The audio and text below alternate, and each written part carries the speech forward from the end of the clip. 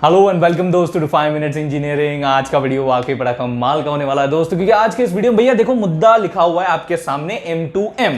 अब इससे जुड़े हुए जितने भी प्रश्न आपके दिमाग में होंगे उन सबका उत्तर देने का प्रयास जो इस वीडियो के माध्यम से मैं करने वाला हूं। तो वीडियो को आखिरी सेकंड तक देखिए और सेकंड तक देखने के बाद जरूर लाइक और शेयर करते जाइएगा, ठीक है। और सब्सक्राइब भी कर दीजिएगा। 5 मिनट्स इंजीनियरिंग अपने ही चैनल है भैया, ठीक है, फ्री है, करते जाइए। अब बात करते हैं, डिस्कशन करते हैं M2M के बारे में कि आखिरकार ये क्या बवाल है। M2M मशीन टू मशीन की अपन यहां बात कर रहे हैं। बट बिफोर मैं इसके बारे में और आपको जानकारी दूं, आपको समझाऊं, इससे पहले ना एक रिलेटेबल एग्जांपल देता हूं और उसको मैं भैया कनेक्ट करता हूं इस कॉन्सेप्ट के साथ, ठीक है। तो एग्जांपल बड़ा ही सिंपल और रिलेटेबल है दोस्तों कि यार देखो, आपने कॉर्पोरेट लाइफ का मान लीजिए एक्सपीरियंस लिया ही होगा। अब उसमें बहुत सारे इंप्लॉइज होते हैं जो कि कंपनी में काम कर रहे होते हैं। हर एक का अलग अलग काम होता है। कोई सेल्स में है, कोई मार्केटिंग में है, बराबर है, कोई डेवलपमेंट में है, कोई अपना फाइनेंस में है। अलग अलग क्षेत्र में जो है आपके एक कंपनी से जुड़े हुए बहुत सारे इंप्लॉइज काम कर रहे होते हैं उनके डेजिग्नेशन के हिसाब से। सही बात है। अब यहां पे भैया ये जो भी काम कर रहे हैं वो एक कॉमन मोटिव को अचीव करने के लिए कर रहे हैं कि भैया जो धंधा है वो मंदा ना रहे, वो भैया बढ़ता रहे, ग्रो और अच्छी तरीके से होता रहे। तो मतलब एक कॉमन ऑब्जेक्टिव को जो है वो प्राप्त करने के लिए सब लोग जुट जाते हैं, एक साथ आते हैं और फिर भैया उस काम को अंजाम देते हैं। सही बात है। तो मैंने क्या कहा, एक साथ आते हैं, मतलब उनका एक साथ कनेक्टेड रहना बहुत जरूरी है। आपने ज्यादातर तौर पर देखा होगा कि भैया जो कंपनीज की इंप्लॉई उनका एक व्हाट्सएप ग्रुप रहता है जिसके थ्रू वो कनेक्टेड रहते हैं, वो एक दूसरे को कनेक्ट कर पाते हैं।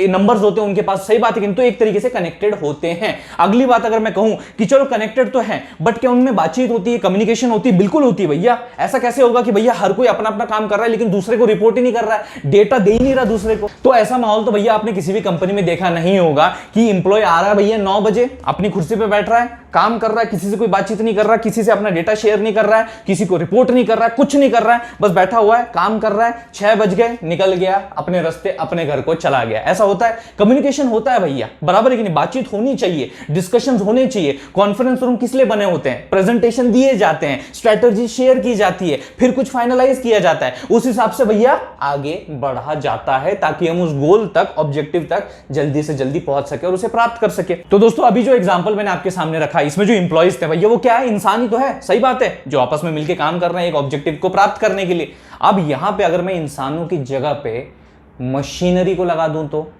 डिवाइसेस को बिठा दूं, तो इंस्ट्रूमेंट्स को बिठा दूं, तो आप बात समझ पा रहे हो? तो डिवाइसेस हो गए, मशीनरी हो गई, अगर वो यहां पे इस स्थिति में मौजूद होंगे, अगर मैं उनके बीच में एक इंटरकनेक्टिविटी बैठा पाऊं, उनके बीच में कम्युनिकेशन बिठा पाऊं, उनके बीच में एक सिंक्रोनाइजेशन बिठा पाऊं, ओके, उनको अगर मैं कंट्रोल कर पाऊं, एक तरीके से उनको मॉनिटर कर पाऊं, अगर ये सारी चीजें मैं कर पाऊं, तो वो कैसे होगा? M2M के जरिए होगा। जो कि मैंने कंपनी की सिचुएशन बताई उसमें सिर्फ भैया इस फंडे को आप ऐसे समझिए कि वहां पे इंप्लॉइज की जगह भैया मशीनरीज काम कर रही हैं और सबका अपना अपना अलग अलग काम होता है। जैसे उसकी बनावट है उस हिसाब से उसका जो वो पर्पस है वो अपना काम जो है करते जाता है, बट एक तरीके से सबको मिलकर वो काम करना होता है। वही M2M बताता है। यहां पे भैया एक तरीके से आपका जो भी पूरा सिस्टम है जिसमें जो भी मशीनरी इन्वॉल्व है उनको रिमोटली ऑपरेट किया जा सकता है भैया। दूर बैठे बैठे आराम से जो है इनको ऑपरेट किया जा सकता है, मॉनिटर किया जा सकता है, उनका स्टेटस क्या है, उनका प्रोग्रेस क्या है, वो सब कुछ जो है भैया कंट्रोल किया जा सकता है। उस हिसाब से उनको कैसे टास्क असाइन करने चाहिए, कितना डिले होना चाहिए, कितना फास्ट होना चाहिए, ये सारी चीजें पैरामीटर्स जो है वो कंट्रोल आपकी की जा सकती है। और सबसे इंपॉर्टेंट मतलब ट्रांसफर। क्या ट्रांसफर?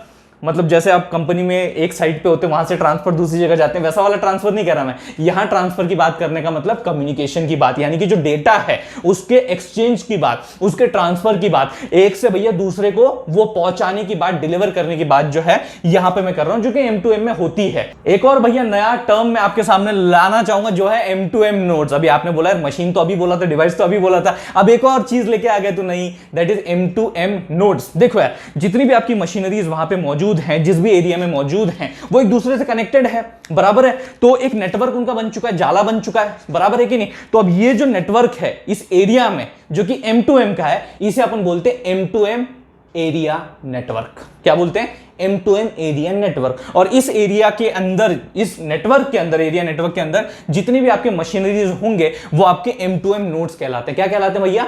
M2M नोड्स कहलाते हैं। और ये जो नोड्स रहते हैं, ये जो मशीन्स रहते हैं, इनमें आपको एक स्पेसिफिक एम्बेडेड मॉड्यूल्स देखने को मिल जाएंगे। कौन से? एम्बेडेड मॉड्यूल, जिनके जरिए भैया ये सेंसिंग का काम, एक्चुएशन का काम, कम्युनिकेशन का काम, डेटा एक्सचेंज का काम जो है वो बड़ी आसानी से हो पाता है, वो कर पाते हैं। एक और चीज जो मुझे आपको बतानी, एक और नेटवर्क के बारे में बात करनी है, वो है भैया कम्युनिकेशन नेटवर्क। तो अभी तो अपन ने M2M एरिया नेटवर्क की बात की, एक और नेटवर्क होता है कम्युनिकेशन नेटवर्क या फिर जिसे कोर नेटवर्क भी बोलते हैं अपन, ठीक है। अब इसमें क्या होता है कि आपका जो भी डेटा जनरेट हुआ है, मान लीजिए जो भी मशीन ने डेटा जनरेट किया है उसको रिमोटली आपको कहीं भेजना है, सेंड करना है, M2M एप्लीकेशन तक अगर उसको पहुंचाना है, तो भैया यहां पे आपका जो कम्युनिकेशन नेटवर्क है वो गैप फिल कर देता है और आपकी वहां पे मदद करता है। अब ये नेटवर्क भैया वायर्ड भी हो सकता है, वायरलेस भी हो सकता है। तो देखो सिचुएशन कुछ ऐसी होती है, मान लीजिए यहां पे आपका ये M2M वाला जो एरिया नेटवर्क है ना, ये यहां पे मौजूद है और इसमें आप देख सकते हो बहुत सारे आपके जो नोड्स हैं M2M नोड्स, वो एक तरीके से इंटरकनेक्टेड कुछ इस मैनर में होने वाले हैं, ठीक है।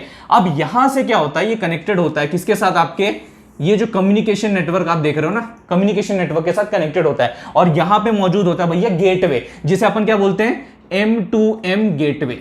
ये क्या हो गया अपना M2M गेटवे। और यहां पे वायर्ड हो सकता है भैया ये नेटवर्क, वायरलेस हो सकता है, और यहां से भैया आगे आप जाते हो अपने रिस्पेक्टिवली एप्लीकेशन की तरफ। किसकी तरफ, M2M एप्लीकेशन की तरफ। मतलब यहां पे भैया रिमोटली बैठ के अपन इसको मॉनिटर कर सकते हैं, अपने मशीन्स को उनको कंट्रोल कर सकते हैं। ये सारा मामला अभी आपको मिल रहा है, रिलेट हो रहा है, अभी आप समझ पा रहे हो कि आखिरकार इसमें चल क्या रहा है, वो आपको मैंने यहां पे दिखा दिया। एक तरीके से अगर देखें भैया, जो प्रोटोकॉल्स, जो कम्युनिकेशन प्रोटोकॉल्स हम लोग यहां पे इस्तेमाल करते हैं कि देखो यार यहां पे M2M एरिया नेटवर्क है, यहां पे मशीन्स मौजूद है, तो आपस में वो कम्युनिकेट तो करेंगे, तो उसके लिए जो प्रोटोकॉल्स का वो इस्तेमाल करते हैं, दैट इज लाइक ZigBee हो गया भैया, ब्लूटूथ हो गया, मॉडबस हो गया, 6LoWPAN। तो ये कुछ मेजरली यूज्ड आपके कम्युनिकेशन प्रोटोकॉल्स हैं जो कि आपका M2M नोड्स इस एरिया नेटवर्क के अंतर्गत जो है इस्तेमाल करते हैं। और इसका सबसे बड़ा उद्देश्य क्या है पता है M2M का, ह्यूमन इन्वॉल्वमेंट को कम करना।